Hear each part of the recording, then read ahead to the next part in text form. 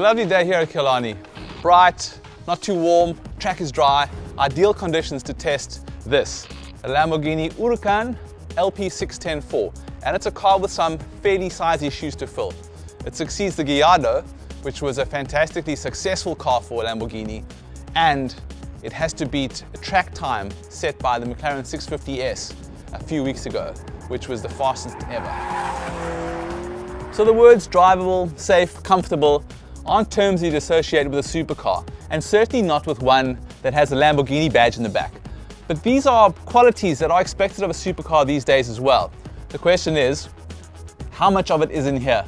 This looks like an old school Lamborghini, certainly. Outrageous styling, sharp edges everywhere, this hexagonal motif inside and out, and a gloriously sounding V10. It's a naturally aspirated engine. You don't see much of those these days. It is 5.2 liters, 449 kilowatts, and a grunty 560 Newton meters of torque.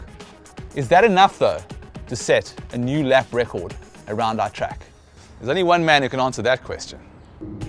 Yeah, we're leaving the pits now in the Lamborghini Huracán.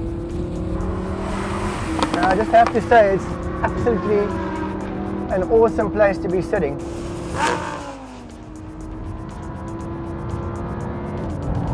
We're off on our first lap, we'll see what we can get.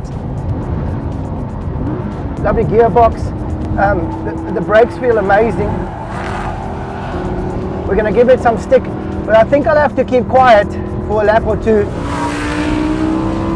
Just in deference to what this is, it's a real supercar. It's going. It's very fast.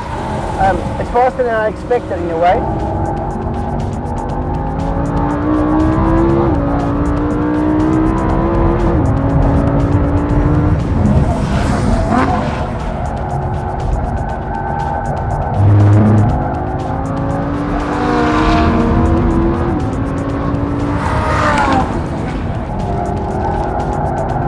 That slight understeer there, but feel that tremendous traction out the corners.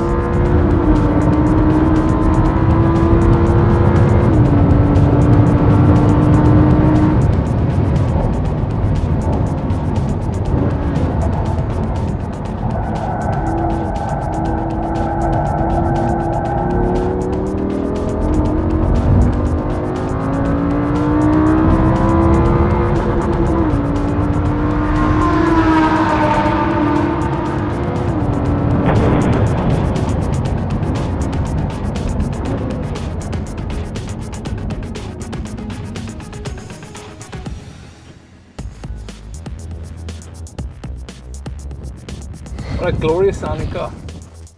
Absolutely amazing. I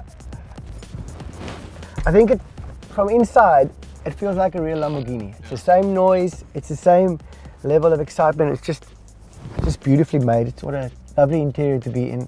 I really like this car, like being in it, I like driving it. So tell me what you think about this as a supercar. I mean, there's been some criticism in other areas of the press that maybe it understeers a bit and maybe it's not a real Lamborghini. We haven't actually driven something yet that doesn't understeer. Because I think at the end of the day, you're not selling cars to some English ex-racing driver journalist that likes to drift around and pretend that he That's can. not how you described him earlier on. So the owner of this car doesn't suddenly want to go drifting around Franschhoek Pass or something.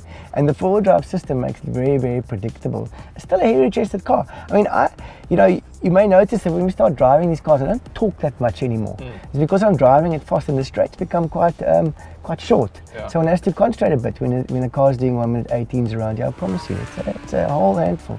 And the thing what you said about the understeer, what I've noticed is when you turn the car in, just after you've turned in, there's a point where you're not doing anything. You're sort of waiting for the car to take a set, and just as you pick up the throttle, then it's starting to, as those dips engage the front. But if you bury the throttle, the car just pulls out the corner. There's really no understeer then. Whereas a rear-wheel drive car will then transition into like an oversteer, almost a drifting out of the corner with a bit of lock. This car will just pull out. So you have to set the thing up for that moment. And I think those things can all be changed. So in other words, if we wanted to make this a track car, we would just set it up so that's gone, you know. But you can't give an unsuspecting middle-aged industrialist a car that suddenly like oversteers him while he's doing something with his girlfriend by his side. You know? Okay, here's a question to put you on the spot. As a supercar to own, would you get this or would you get the 650S? Even if I owned this thing, I probably wouldn't bring it to the track. So you have to go and drive it more in the way that you would drive it. The owner's not going, I wouldn't even bring it to the track. Because actually if I wanted a track car, I'd buy something really track oriented, even like a little single seater or something, you know, then I would start talking about understeer, oversteer and whatever.